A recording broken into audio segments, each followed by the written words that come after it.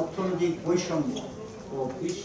জাতীয় নিরাপত্তার স্বার্থে জাতীয় ঐক্যমত্য অপরিহার্য শিরোনামে জাতীয় সংলাপের আয়োজন করে foundation for strategic and development studies. গুলশানের একটি হোটেলে অনুষ্ঠানে যোগ দেন সুশীল সমাজের প্রতিনিধি, আন্তর্জাতিক সম্পর্ক, নিরাপত্তা বিশ্লেষক, গণমাধ্যম ব্যক্তিত্ব সহ রাজনৈতিক দলের প্রতিনিধিরা।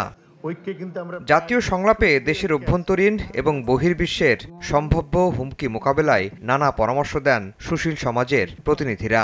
রাজনৈতিক যে বিপদের মধ্যে আমরা আছি, এই বিপদের সঙ্গে মোকাবেলার জন্য তাদের যে সামরিক প্রস্তুতি, তাদের যে অন্যান্য চিন্তার প্রস্তুতি, তাদের যে অপরাপর বিভিন্ন বিষয়ে দক্ষতা অর্জন করা, এই ক্ষেত্রে আমাদের একটা ম্যাসিভ ট্রেনিং দরকার। ঘরের পাশে নেপাল কি করে বিভাজিত একটা সমাজকে ঐক্যবদ্ধ করলো অভ্যন্তরীণভাবে, এবং সেই ঐক্যের ভিত্তিতে দাঁড়িয়ে কিভাবে দুই বড় শক্তিকে তারা ম্যানেজ করছে, এটাও কিন্তু দেখবার বিষয়। একটা জাতীয় নিরাপত্তা প্ল্যাটফর্ম তৈরি করবেন, তাদের মধ্যে মতপার্থক্য সত্ত্বেও এই প্ল্যাটফর্মের মধ্যে থেকে তারা জাতীয় নিরাপত্তার প্রশ্নগুলো আলাপ করবেন এবং সমাধান নির্ণয় করবেন, জাতিকে দিক নির্দেশনা দেবেন। অনুষ্ঠানে রাজনৈতিক দলের প্রতিনিধিরা বলেন, নির্বাচন যত দেরি হবে জাতীয় নিরাপত্তার ঝুঁকি তত বাড়বে। জামায়াতের প্রতিনিধি জানান, ফেব্রুয়ারিতে নির্বাচন নিয়ে আপত্তি নেই তাদের, তবে যেনতেন নির্বাচন মানবেন না তারা।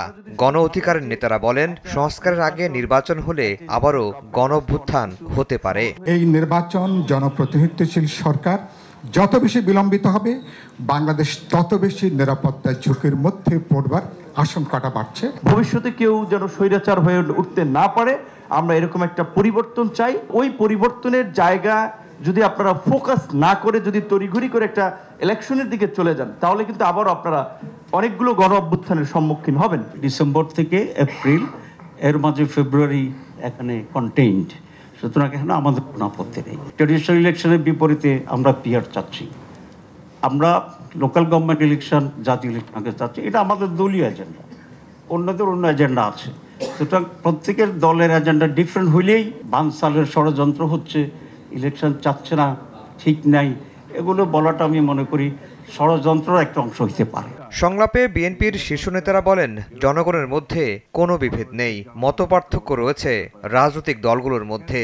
জাতীয় নিরাপত্তার বিষয়ে সিদ্ধান্ত নিতে হবে নির্বাচিত সংসদে, আর পিআর পদ্ধতিতে নির্বাচন হলে জনপ্রতিনিধিদের জবাবদিহি থাকবে না বলেও মনে করেন নেতারা। বৈষম্যমুক্ত সমাজ করতে হলে বিশাল ঐক্যের প্রয়োজন আমাদের জনগণের মধ্যে, রাজনৈতিক দলের মধ্যে এবং সকল চিন্তাবিদ বুদ্ধিজীবীদের মধ্যে। ইলেকশনে যাব না, ইলেকশনে যাওয়ার আগে সব সমস্যার সমাধান করে তারপরে আমরা নির্বাচনে যাব। It's a day dreaming, it's a pipe dream.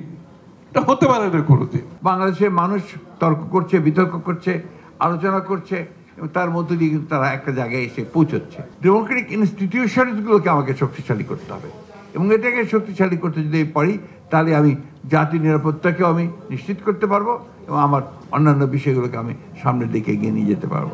দেশের স্বাধীনতা, সার্বভৌমত্ব, জাতীয় নিরাপত্তা, পররাষ্ট্রনীতি, রাজনৈতিক অর্থনীতি, সামরিক সক্ষমতা বাড়ানো সহ নানা বিষয়ে পরামর্শ উঠে আসে জাতীয় সংলাপে। আফজাল হোসেন, সময় সংবাদ, ঢাকা।